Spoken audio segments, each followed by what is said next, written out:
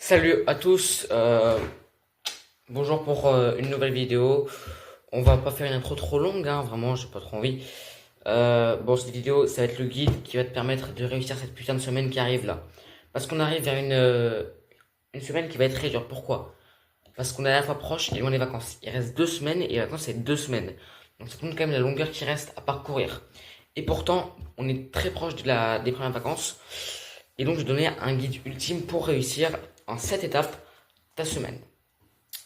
Cette vidéo elle sera pas forcément longue, je dis un guide mais ça va pas être un guide vraiment non plus exhaustif, ça va être complet certes, mais pas exhaustif. Bon, première chose, euh, tu vas te réveiller tous les matins avant 6 heures.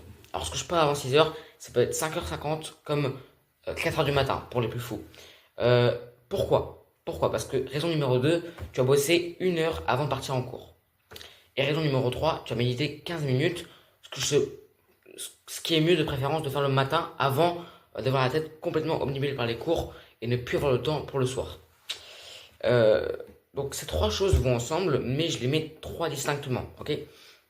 Pourquoi méditer? Parce que ça va faire du bien à ton cerveau, ça va te calmer, ça va permettre de te fixer également les principaux objectifs de la journée le matin si tu le fais le matin ou le soir pour bien dormir.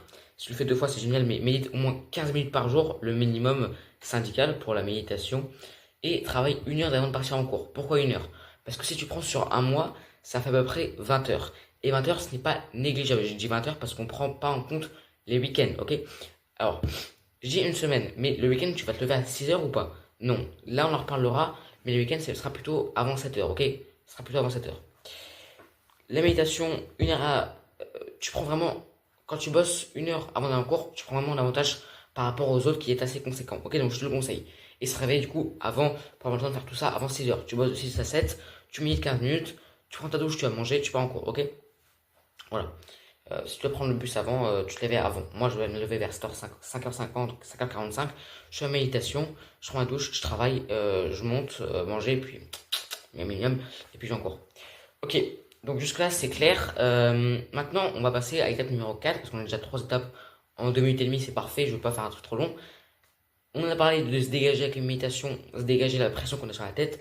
Maintenant, la pression qu'on a sur le corps, on va se dégager grâce à la musculation, au sport ou quelque chose qui permet de faire bouger ton corps. Ça peut être la muscu, donc je l'ai déjà dit, du foot, du rugby, du basket, du badminton, ce que tu fais comme sport. Si t'es en club, si t'es pas en club, corde à sauter, running, etc., etc. Ça fait vraiment du bien, ça dépend. T'es en sèche, t'es en prise de masse, je sais pas, tu veux juste faire du sport tranquille comme ça.